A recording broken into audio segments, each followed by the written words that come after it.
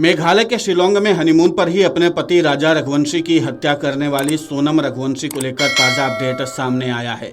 सोनम रघुवंशी का सोमवार दोपहर में मेडिकल चेकअप कराया गया। इसके बाद उसे नए इंस्टीट्यूट में चेकअप के लिए पुलिस लेकर गई। बताया जा रहा है कि शातिर सोनम लगातार पूछताछ से मानसिक रूप से परेशान हो चुकी है। अब वो नाटक कर रही है या उसे कुछ हुआ है, ये चेकअप के बाद ही सामने आएगा। मेंटल हेल्थ की समस्या आने की आ रही खबर के बीच मेघालय पुलिस मेडिकल चेकअप के बाद तत्काल कड़ी सुरक्षा में उसे Meghalaya institute of mental health neuroscience लेकर गई। सोनम के साथ महिला पुलिस कर्मी भी मौजूद रही। बताया जा रहा है कि मेडिकल चेकअप के दौरान सोनम मेंटली डिस्टर्ब लगी। इसके बाद जरूरत समझी गई कि उसका अलग से चेकअप कराया जाए। ये मेंटल हेल्थ इंस्टीट्यूट 150 बेडेड है। सोनम को मानसिक जांच के लिए मेंटल इंस्टीट्यूट ले गए ताकि पता लगाया जा सके कि उसका दिमाग ठीक है या नहीं। ये डॉक्टर की सिफारिश के अनुसार किया गया। दिमागी स्थिति गड़बड़ होने के सवाल पर एसपी ने कहा कि नहीं, ये जांच इसलिए हो रही है कि पुलिस हिरासत में रहने के दौरान उनमें अवसाद के लक्षण दिख रहे हैं या नहीं, ये नियमित है। पुलिस को इतने दिन की पूछताछ के बाद भी सोनम से कुछ खास जानकारी नहीं मिली है। एकदम शातिर अपराधियों की तरह वो बरगलाने में लगी हुई है। सोनम लगातार पुलिस को कह रही कि राज ही इस पूरे का मास्टरमाइंड है। इसमें वो खुद की भूमिका होने से इनकार कर रही है। हालांकि सोनम का इसके पहले जब गाजीपुर से पुलिस शिलोंग लेकर गई थी तब उसका प्रेगनेंसी टेस्ट भी हुआ था जो नेगेटिव आया था। गाजीपुर में भी उसका मेडिकल चेकअप हुआ था, वो भी ठीक आया था। इसके बाद कोर्ट ने पुलिस को 8 दिन की रिमांड मेघालय पुलिस को दिया था।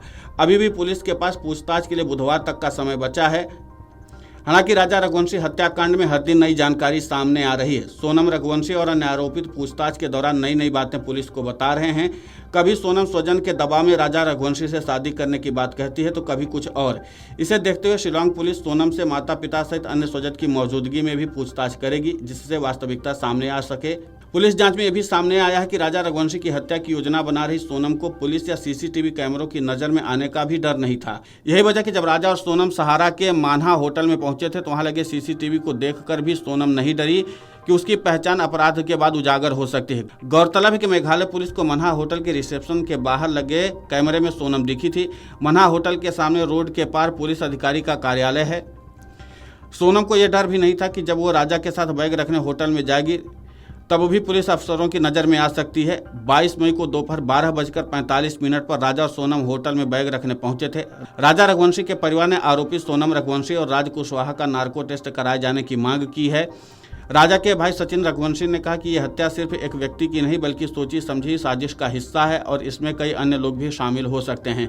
राजा रघुवंशी के परिजन न सिर्फ सोनम और राज का नार्को टेस्ट चाहते हैं बल्कि इस पूरे मामले की गहराई से जांच कर उन सभी लोगों के नाम को भी उजागर करने की मांग कर रहे हैं जो इस साजिश में शामिल हो सकते हैं। सोनम राजा की हत्या के लिए अलग अलग कारण बता रही है। इसकी वजह से मेघालय पुलिस की एसआईटी सोनम के परिवार के सदस्यों से पूछताछ करने इंदौर आएगी। ये टीम राजा की मां और परिवार के सदस्यों से भी पूछताछ कर सकती है। इंदौर में सोनम जहां जहां रुकी थी वहां से भी एसआईटी साक्ष्य जुटाने की कोशिश करेगी। अब कुल मिलाकर के कि सोनम रघुवंशी की मेंटल स्थिति के बारे में पुलिस को जब रिपोर्ट मिलेगी तभी साफ हो पाएगा कि सोनम की मानसिक स्थिति सही है या नहीं। लेकिन इसी के साथ जिस तरीके से सोनम पुलिस के साथ अभी भी बरगलाने वाली बातें कर रही, लगातार अलग अलग कारणों का हवाला दे रही है, इसके नाते से मेघालय पुलिस की चुनौती बढ़ती चली जा रही है। क्योंकि बुधवार तक में मेघालय पुलिस को एक बार फिर से सोनम रघुवंशी और अन्य आरोपियों को कोर्ट के सामने पेश करना पड़ेगा और उसके बाद इन लोगों की रिमांड या फिर कस्टडी बढ़ाने की मांग करनी पड़ेगी। तो जाहिर सी बात है कि 8 दिन की पूछताछ के बाद पुलिस को भी अपना रिजल्ट कोर्ट को बताना पड़ेगा कि इन 8 दिनों के पूछताछ के दौरान पुलिस ने उनसे क्या क्या जानकारी हासिल की है। तो इसीलिए पुलिस को भी इस मामले पर अब काफ़ी ज़्यादा गहनता से काम करने की ज़रूरत है। हालांकि पुलिस ने सोनम की मानसिक स्थिति की जांच के लिए एक बार फिर से प्रयास किया है। अब देखना महत्वपूर्ण होगा कि सोनम की मानसिक स्थिति के बारे में क्या रिपोर्ट आती है।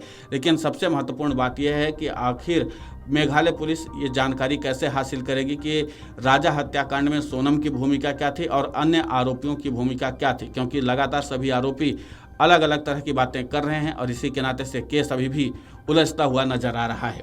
वीडियो डेस्क अमरुजाला.com। अगर आप ये वीडियो YouTube पर देख रहे हैं तो हमारे चैनल को सब्सक्राइब कर बेल आइकन दबाएं और Facebook पर देख रहे हैं तो हमारे पेज को लाइक करें।